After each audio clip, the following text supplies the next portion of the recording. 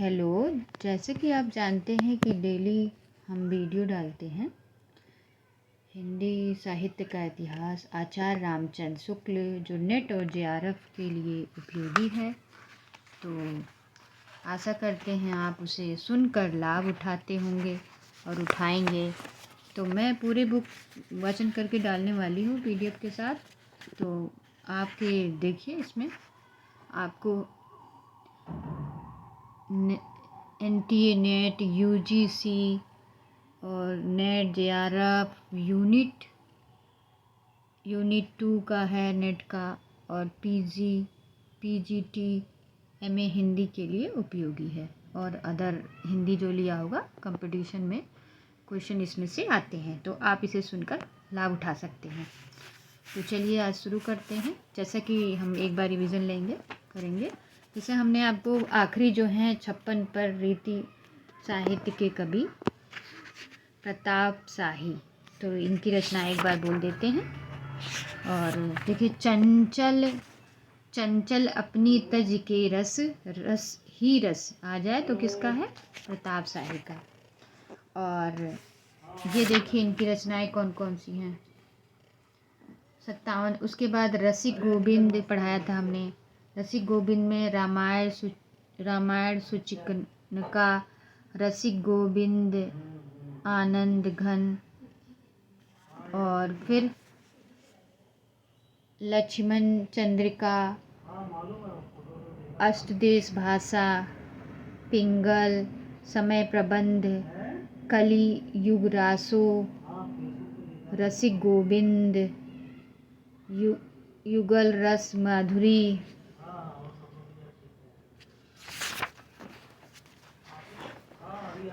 अब देखिए रीतिकाल के अन्य कवि, प्रकरण 3। रीतिकाल के प्रतिनिधि कवियों का जिन्होंने लक्ष्य ग्रंथ के रूप में रचनाएं की, संक्षेप में वर्णन हो चुका है। अब यहाँ पर इस काल के भीतर होने वाले उन कवियों का उल्लेख होगा जिन्होंने रीति ग्रंथ ना लिखकर दूसरे प्रकार की पुस्तकें लिखी है। ऐसे कवियों में कुछ ने तो प्रबंध काव्य लिखे, कुछ ने तो नीति या भक्ति संबंधित, ठीक है, ये रीतिकाल के अन्य कवि हैं, पद, और कुछ ने श्रृंगार रस की फुटकल कविताएं लिखी। इसकी लिखी श्रृंगार रस की फुटकल कविताएं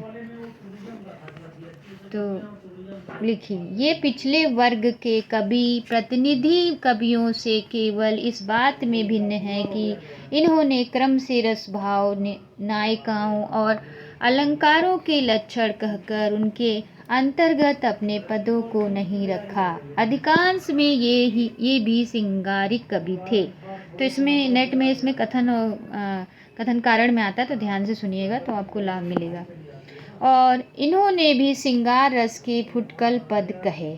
तो अगर आए श्रृंगार रस के फुटकल का पद कहे तो सही होगा कि गलत? रीतिकाल के अन्य कवि, तो हाँ सही होगा, रखे थे, कहे थे।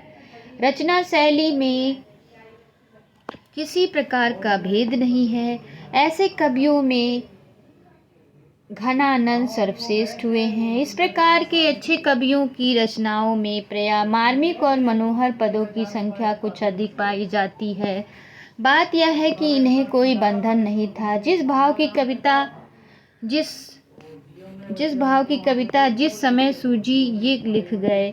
रीतिबद्ध ग्रंथों जो लिखने बैठते थे, उन्हें प्रत्येक अलंकार या नायिका के उदाहरण करने के लिए पद लिखना आवश्यक था, जिनमें सब प्रसंग उनकी स्वाभाविक रुचि या प्रवृत्ति के अनुकूल नहीं हो सकते थे। रसखान, घनानंद, आलम ठाकुर आदि जितने प्रेमोन्मत्त कवि हुए, उनमें किसी ने लक्षणबद्ध रचना नहीं की है।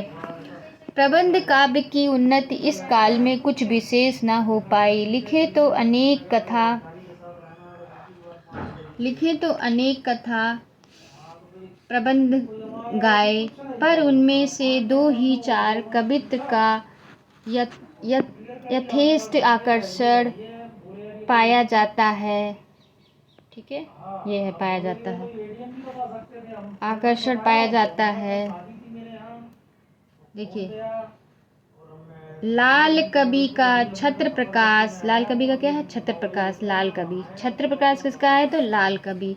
जोधा राज का हमीद रासो, गुमान मिश्र का नेषद चरित, सरयू राम का माधव नल काम कंदला, ब्रजवासी दास का ब्रज विलास, गोकुलनाथ का आदि का महाभारत,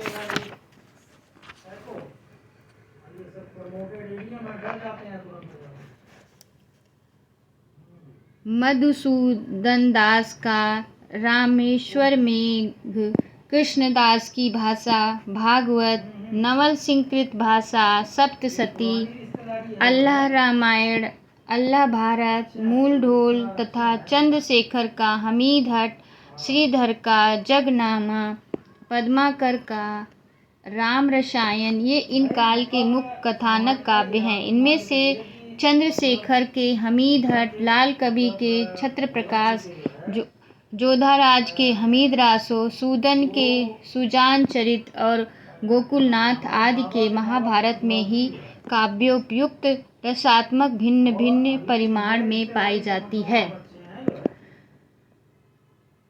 हमीद रासों की रचना बहुत ही प्रशस्त है। रामाश्वमेघ की रचना भी साहित्यिक है। किसका? हमीद रासों का, रामेश्वरमेघ। ब्रज विलास में यद्यपि काव्य की गुण अल्प है, पर उनका थोड़ा बहुत प्रचार कम पढ़े लिखे कृष्ण भक्तों में है।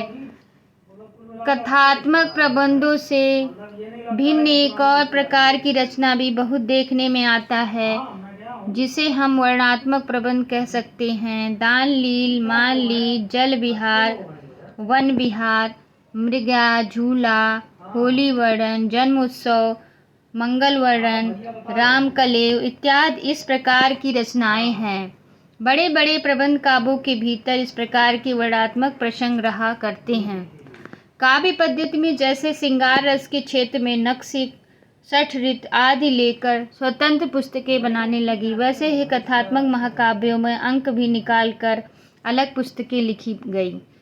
इनमें बड़े विस्तार के साथ वस्तु वर्णन चलता है। कभी कभी तो इतने विस्तार के साथ परमार्जित साहित्य रुचि सर्वथा विरुद्ध हो जाता है, जहाँ कवि जी अपने वस्तु परिचय का भंडार खोलते हैं। जैसे बारात का वर्णन तो घोड़े की सैकड़ों जातियों के नाम, वस्त्र का प्रसंग आया तो 2500 प्रकार के कपड़ों के नाम, और भोजन की बात आई तो सैकड़ों मिठाइयाँ पकवाने, मेवे के नाम। वहाँ से अच्छे धीरों का धैर्य छूट जाता है।